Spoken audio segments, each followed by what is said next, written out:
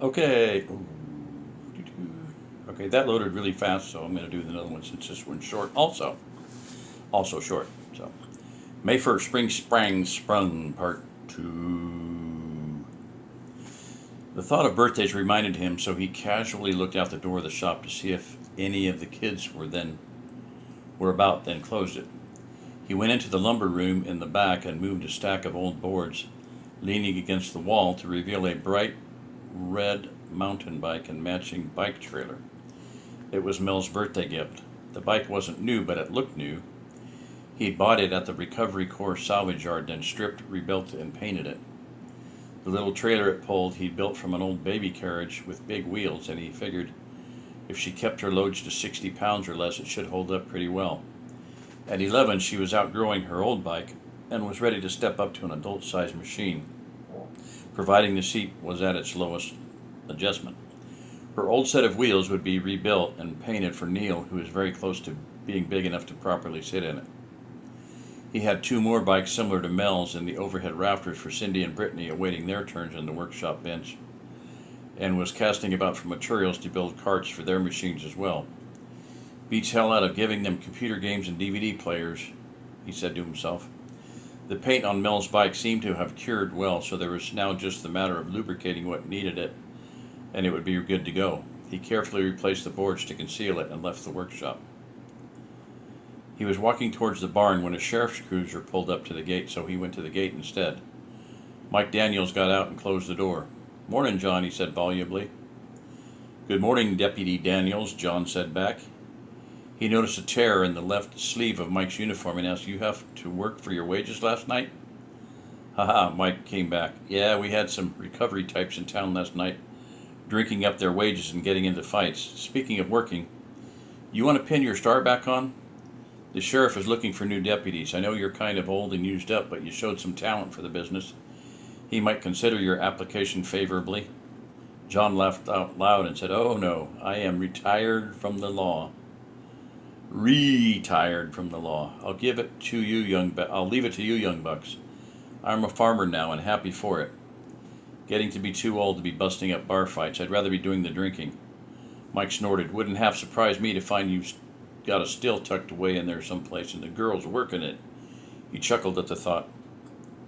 "Now, Mike," John said with a grin, "you know I'd never do anything illegal like that. At least not before you gave me the ideas, anyway."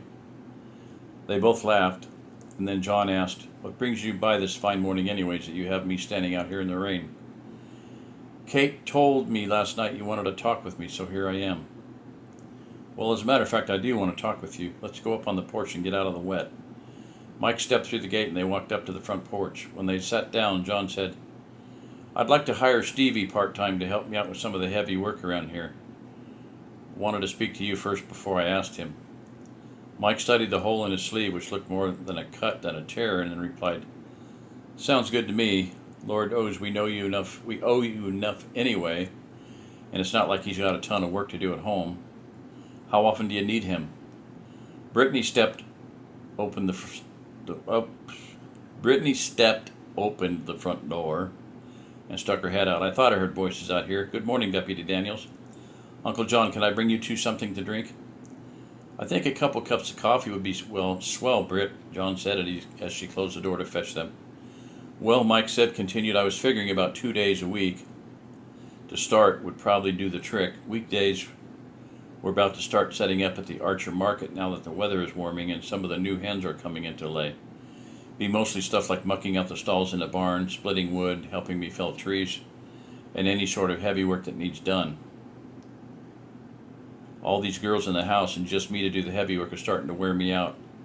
I'll pay him 60 cents an hour in cash or in kind, however y'all want it, and throw in meals while he's here." The other man nodded his head. "Sounds very fair to me, John. How about we deduct the price of the eggs y'all have been giving us from his wages and you can give him the rest in cash. It'll do him good to work for his pocket money. He's been kind of getting wild lately.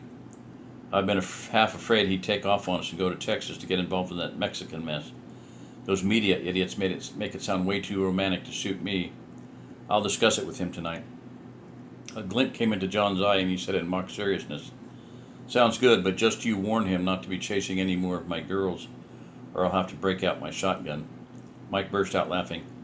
Oh, you don't have to worry about that. When it got out what he and Heather had been up to, I had him half convinced that you and Luke were about to come right over with shotguns and a preacher.